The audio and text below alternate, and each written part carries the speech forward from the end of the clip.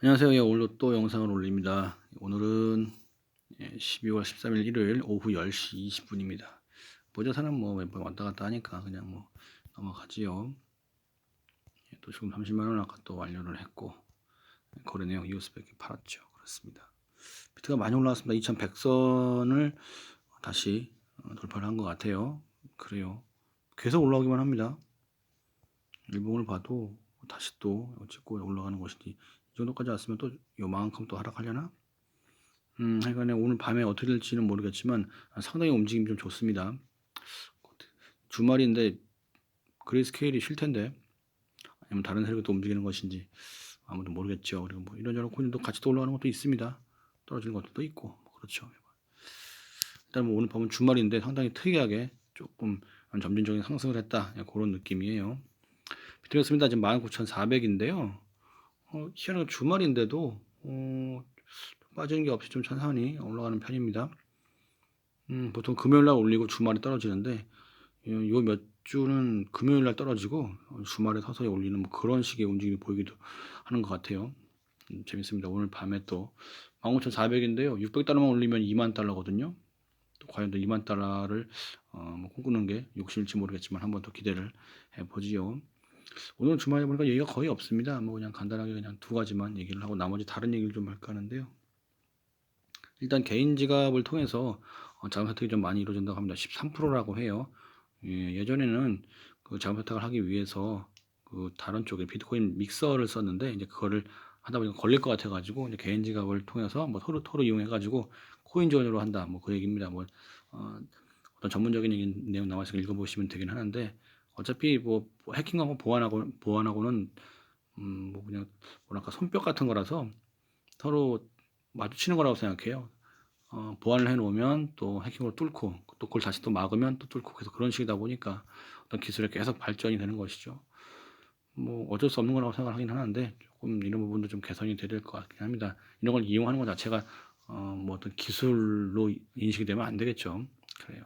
안 좋은 쪽은 또 안 좋은 쪽으로 우리는 또 인식을 해야 되는 것이고 이더리움의 영위한 주소가 5천만 개라 우리 인구보다 더 많은데 사실 이거는 일반 한 개인이 많이 갖고 있을 수도 있고 특히나 그 거래소에서 특정 거래소는 거래소 입금할 때마다 주소가 바뀌니까 그런 거 전부 다 포함이니까 사실은 의미가 없긴 합니다. 뭐 계속 늘어나긴 할 것 같으니까요.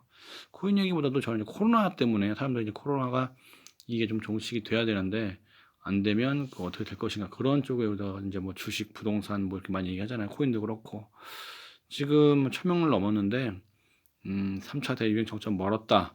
내년 초까지는 환자, 사망자 쏟아질 것이다라는 그 전문가의 경우가 있습니다. 정점도 이제 저기 힘들고 그렇다는 것이죠.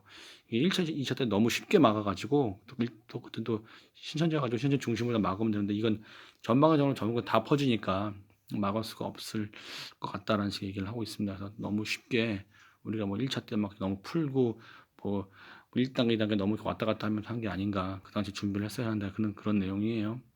음, 쭉 있고 뭐 예를 들어서 어떻게 되는지 3단계가 되면 뭐 그런 것들이 있는데 결과적으로다가 경제를 잡기 위해서 계속 늘었다 줄었다 그런 것 때문에 결국은 잡지 못하고 특히 겨울이다 보니까 점점 더 많이 퍼져서 정말 위험할 수도 있다는 얘기입니다. 사실 뭐 우리는 이거를 막을 수 있는 기회가 있었을 거라고 생각을 해요. 근데 뭐랄까 약간 좀 풀었다고 해야 되나 그런 것도 있는 것 같고 여전히 스키장 가게 되면은 이렇게 사람이 줄줄도 있대요. 그러니까 저는 스키장을 가본 적이 뭐 가본 적이 한두 번 있긴 한데 솔직히 즐기지는 않아요. 근데 제가 즐긴다 하더라도 지금은 안 가는 게 맞다고 생각하는데 모르겠습니다. 뭐 할 만큼 했다고 참을 만큼 참았다고 뭐 생각을 하시는 건지 그래도 가시는 분들도 많아요.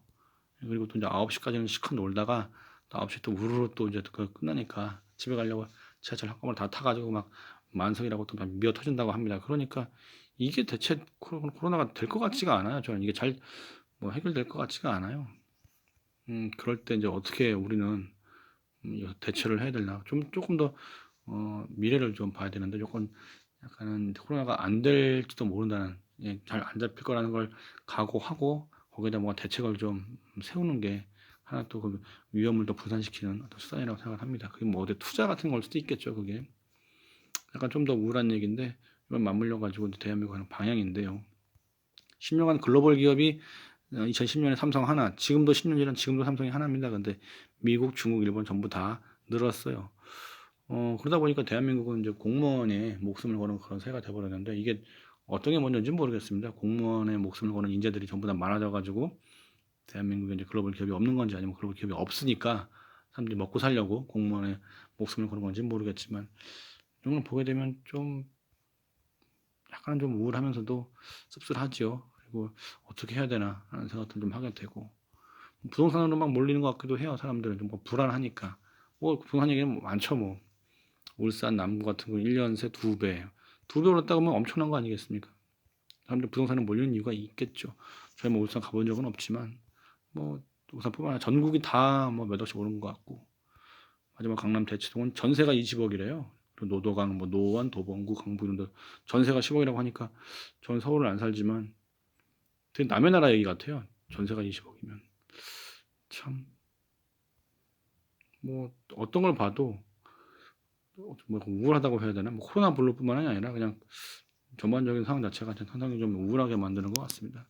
뭐 코인하다 보니까 느끼는 건데 일단 뭐 치킨 하나 먹으려고 2만 원을 준비를 해도 치킨이 3만 원으로 올라 버리게 되면 내가 내 돈 손해 본 거잖아요. 그러니까 그거적으로 준비를 하긴 해야 되는데 뭐 주식을 하든 뭐 부동산을 하든 저야 뭐 코인을 하는 이유가 있고 그거에 대한 뭐 근거라던가 아니면 자신감도 있지만 또 사람은 또 사람 일은 모르는 거니까요.